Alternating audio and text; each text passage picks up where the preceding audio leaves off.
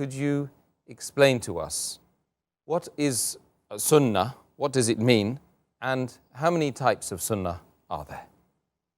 Alhamdulillah, wassalatu wassalam ala rasulillah wa ala ali wa sahbihi ajmain, amma ba'd. A'udhu billahi minash shaitanir rajim, bismillahir rahmanir rahim. Rabbi shrah li sadri wa yassir li amri wahlul 'uqdatam min lisani yafqahu qawli. The word Sunnah literally means the way or the custom, and the Sunnah of the Prophet means the way of the Prophet or the Prophet's tradition. The word Sunnah, it indicates and means the sayings, the deeds, and the approval of the Prophet in the span of 23 years during his prophethood. It means what the Prophet said, what the Prophet did, and what the Prophet approved in the span of 23 years during his prophethood. And the Sunnah of the Prophet can be divided into three types. The first is Sunnat-e Qawli, that means the sayings of the Prophet. The second is Sunnat-e Fa'li, that means the actions of the Prophet. And the third is Sunnat-e Takriri, which means the approval of the Prophet. So basically, these three types of Sunnah are there in three different categories. Okay, that seems very straightforward. But could you perhaps, for the benefit of the viewers and myself, cite some examples of each of the different categories you've mentioned?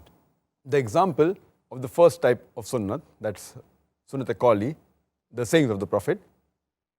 For example, Muhammad Sallallahu Alaihi Wasallam said in Sahih Bukhari, volume number 1, in the book of Adhan, hadith number 631, the Prophet said, "Pray as you see me praying." So this is a commandment of the Prophet. It's a saying of the Prophet, and it is the duty of a Muslim that we should follow it. The example of the second type of Sunnah, Sunnat-e Fa'li, that is the deeds of the Prophet, is mentioned in, for example, Sahih Bukhari, volume number 1, book of Adhan, hadith number 736. Here it says that the Sahaba who narrates, whenever I saw the Prophet of a Salah, he used to raise his hand up to the shoulders. And then, when he said the Takbir, he again did the same action, raised the hand up to the shoulders, and then he bowed down. When he came up, he said, Sami Allahu liman hamida, that Allah hears those who praise Allah subhanahu wa ta'ala. And again he did the same action, that is, raised his hands up to the shoulders. But he did not do the action, raising the hands up to the shoulders, between the two prostrations when he said the Takbir. So this is the action of the Prophet. Sahaba sees the action and narrates it. This becomes Sunnat-e Fa'li. The third type of Sunnat is the Sunnat-e Takriri, that is the approval of the Prophet.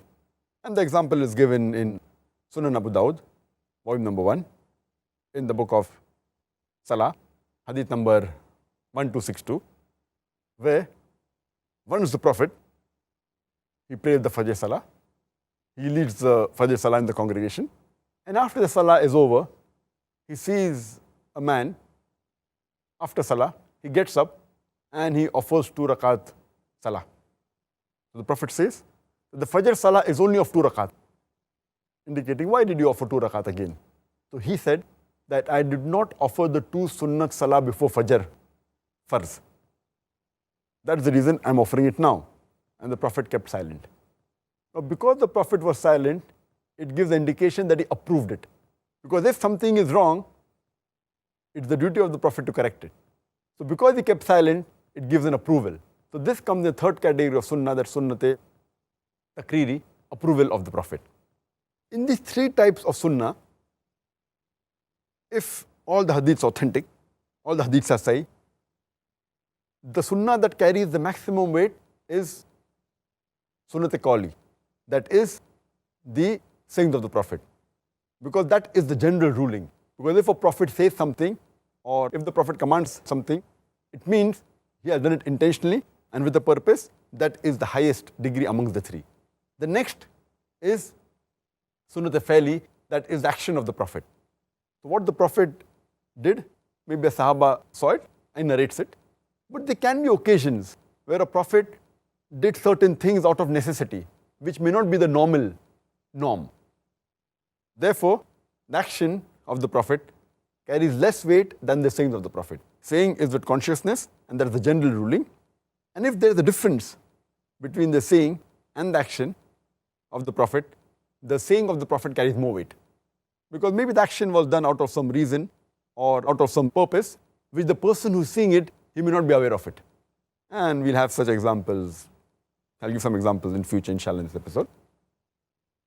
And the third amongst the three is the sunnate takriri, approval of the prophet. That means he kept silent, that means it is approved, it is permissible.